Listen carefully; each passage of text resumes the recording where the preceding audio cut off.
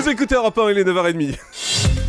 Le journal des médias avec Thomas Joubert. Bonjour Thomas. Bonjour, à la une ce matin, TF1 décide d'arrêter Julie Lescaut. Le candidat décédé dans Koh Lanta souffrait d'une pathologie au cœur et les dons du SIDAction en hausse. On commence donc avec ce qui est sans aucun doute l'information aux médias de la journée, la fin de Julie Lescaut. TF1 a décidé de mettre un terme à sa série policière, c'est ce qu'annonce Satellifax ce matin et TF1 nous confirme l'information. La série va s'arrêter après 101 épisodes et plus de 20 ans à l'antenne. Les acteurs tournent actuellement les 2 derniers pour une diffusion en 2014. Julie Lescaut serait sanctionnée par une baisse de son audience après avoir réalisé les meilleurs scores des fictions de TF1. Mais on peut aussi penser que les polémiques de Véronique Jeunesse et l'islamophobie ont peut-être pesé dans la décision de TF1. Satellifax précise que la Une dispose encore de plusieurs inédits, de quoi alimenter encore 2 ans de diffusion. Voilà, il y a quelques jours, Nathalie Laurent, qui est la directrice artistique de la fiction française sur TF1, s'était exprimée sur les déclarations de Véronique Jeunesse. Elle nous avait dit ces déclarations, c'est son affaire, cela ne nous regarde pas. Les téléspectateurs font la différence entre l'héroïne de la série et la personne. Et puis à l'instant, Véronique Jeunesse réagit sur Twitter, sur les réseaux sociaux. Elle vient de poster un message, donc je vous le lis puisque je le découvre en même temps que vous.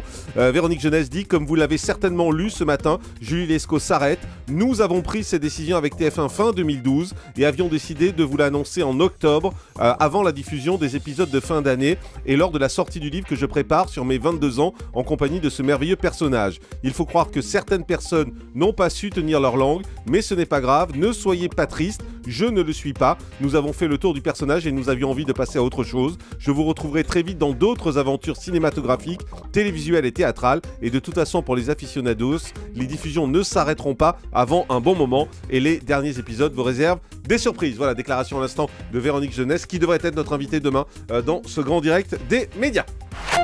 Le parquet de Créteil a publié vendredi les premiers résultats de l'autopsie de Gérald Babin. On apprend que le candidat décédé dans Koh Lanta souffrait d'une défaillance cardiaque, plus précisément d'une cardiopathie dilatée, c'est-à-dire une faiblesse du muscle cardiaque.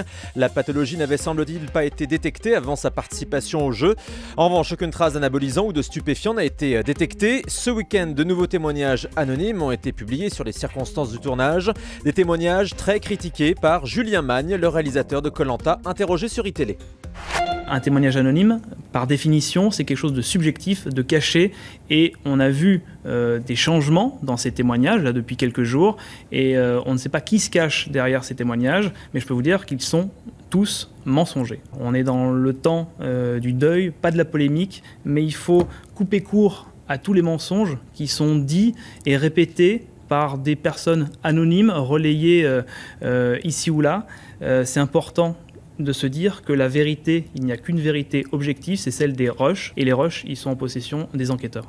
Et toujours à propos de Koh Lanta, un rassemblement hier en hommage au médecin Thierry Costa. Plus de 200 personnes se sont rassemblées à Nancy en mémoire du médecin qui s'est donné la mort après cette affaire. Denis Brognard et plusieurs membres de la production étaient présents.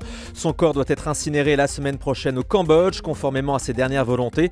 Sur les circonstances de son suicide, Paris Match a révélé vendredi qu'il s'était injecté un puissant anesthésiant utilisé pour préparer les interventions chirurgicales. Et à un moment où les émissions de télé-réalité sont très surveillées, on apprend que 2 candidats de Pékin Express ont été attaqués pendant le tournage. Fabien et Tariq, un père et un fils qui participent à cette saison, ont été braqués à Trinidad. Ils racontent ce qui s'est passé cette semaine dans Voici. Après avoir été pris en stop par un automobiliste et conduit chez un habitant, les 2 candidats sont tombés dans un guet-apens.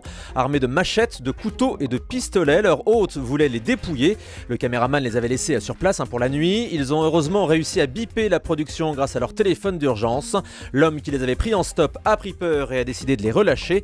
Les 2 candidats soulignent que la production a été très efficace. Cette mésaventure ne devrait pas être mentionnée à l'antenne. De nombreuses voix s'élèvent pour interdire la télé-réalité avant 22h. Françoise Laborde du CSA ici même la semaine dernière. La ministre de la Communication, Aurélie Filippetti, lui a emboîté le pas ce week-end dans Le Parisien.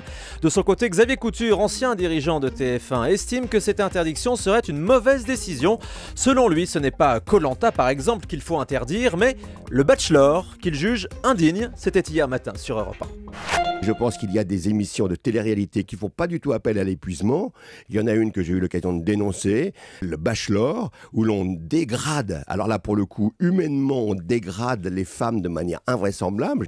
Je vous dis que c'est une émission qui est indigne. Ça oui, parce que, et personne n'a jamais râlé contre Bachelor, où on envoyait un troupeau de jeunes filles absolument dégradées se faire décorer par une espèce d'étalon qui leur donnait une rose. Et là, effectivement, on véhiculait pour des gamines de 12 ou 14 ou 15 ans qui regardaient cette émission, une image des femmes absolument inacceptable.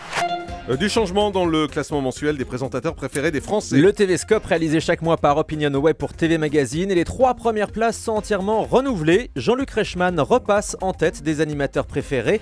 Du coup, Laurent Delahousse, Nagui et Harry Roselmack quittent tous les 3 le podium au profit de Jean-Pierre Pernaut en 2e position et de Michel Simès en 3e. C'est une grande première. À noter le retour dans le top 10 de Julien Courbet après son éviction de France 2. TF1 prépare un nouveau numéro de Samedi soir, on chante. L'émission de variété présentée par Estelle Denis, la première était consacrée à Jean-Jacques Goldman. TF1 cherchait donc un autre artiste à honorer par les chanteurs de la jeune génération. Et ce sera France Gall, comme l'annonce aujourd'hui Télé 7 jours. L'émission est prévue avant l'été. Une lourde condamnation pour un journaliste de 7 à 8. Condamné à 3 mois d'interdiction d'exercer sa profession et 1500 € d'amende par le tribunal de Valence. Il avait suivi en caméra cachée un passionné de reptiles qui se rendait en Allemagne pour acheter un mamba noir et une vipère du Gabon. Le journaliste a été condamné pour complicité dans l'achat et l'acheminement de serpents dangereux. Le témoin, lui, a été condamné à une amende et de la prison avec sursis. Il apparaissait flouté dans le reportage, mais des téléspectateurs l'avaient apparemment reconnu. Le journaliste a décidé de faire appel. On termine avec le chiffre du jour. 5,1 millions, c'est le montant des promesses de dons récoltées ce week-end par le SIDAction, une collecte en hausse de 25% par rapport à 2012. Et vous pouvez continuer à faire des dons pour la recherche contre le sida et les malades en appelant le 110. Ce numéro reste ouvert jusqu'au 18 avril ou toute l'année aussi, ça marche sur internet, sidaction.org. Merci Thomas.